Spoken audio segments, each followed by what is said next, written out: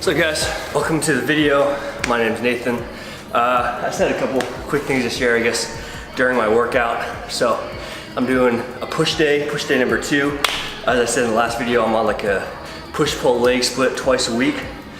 And so my first push day of the week, typically I kind of prioritize chest and then shoulders and then, chest and triceps and then shoulders. And my second push day of the week, I kind of emphasize shoulders and then triceps and then chest. So that's what I'm doing right now.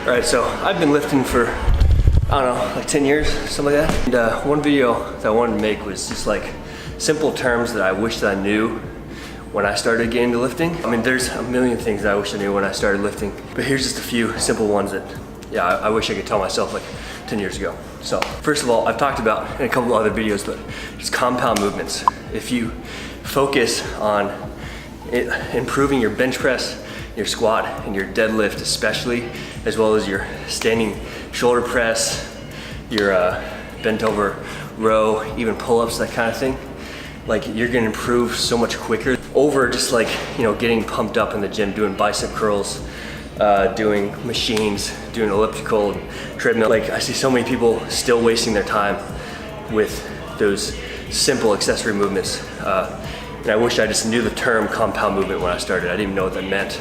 But if you focus on these, especially on bench press, squat, and deadlift, those are the big 3.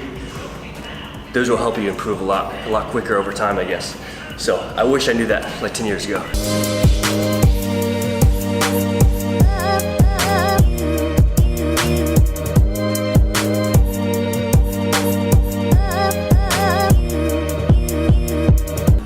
The second term that I wish that I knew when I first started is this thing called mind-muscle connection. And I think I ignored that term. First of all, I didn't even hear about it for a while. And then mind-muscle connection sounds kind of like hippie-ish and like, I don't know, really just the concept of your mind and your muscle having a connection. When you're moving a weight, you're not just throwing it around. When you're doing a bench press, you're not just forcing it up. You're actually focusing on the muscle that you're using to do the movement.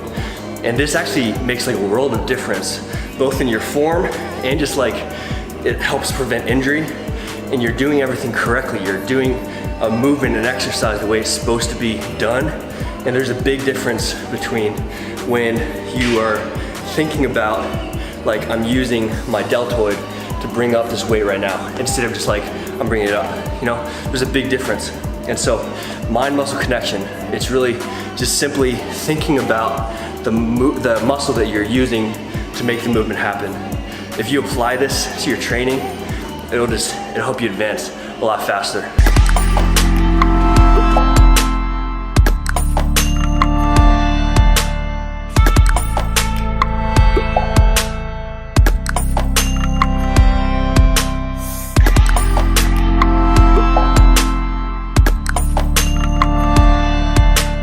I think another like game changer term that I overlooked for a while is a thing called time under tension, King Tut.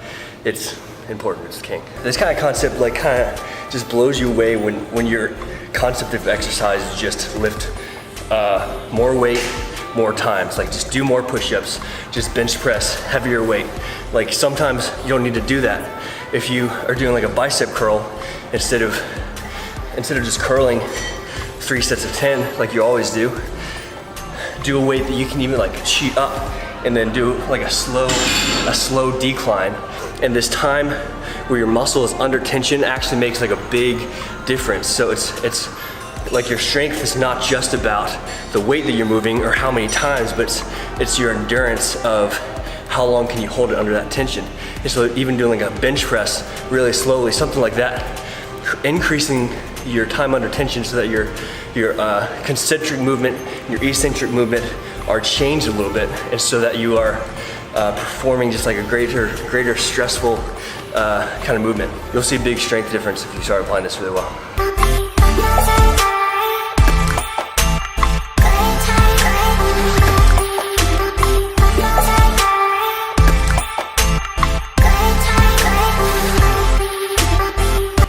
So like I said, there's like a million terms that I wish that I knew, but outside of the gym, one term that I really wish that I knew, the term macronutrients. Like, I didn't know what that meant. There are 3 macronutrients: carbs, fat, and protein, based off of your sex and based off of your age and based off of your activity level and that kind of thing. You need a certain combination of those 3 macronutrients. I didn't get that concept at all when I was starting. I remember even when I was in college and I was lifting a lot, getting more into lifting, you know, I would go to the gym, have like a great workout, and I would go home and I would eat like 2 peanut butter and jelly sandwiches.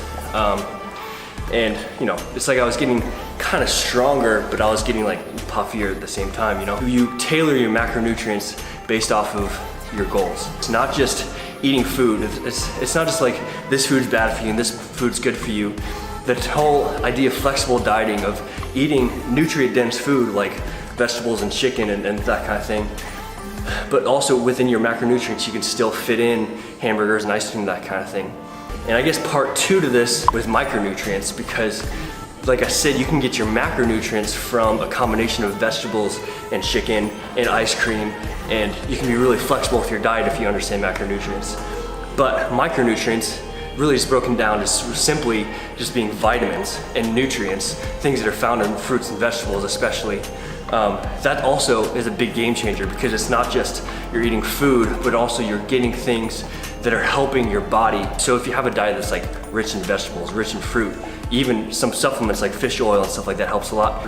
You have your food, your macronutrients, and you have your vitamins, and as long as those kind of work together, just that whole idea, those 2 terms of macronutrients and micronutrients really can revolutionize your diet and the way that you eat.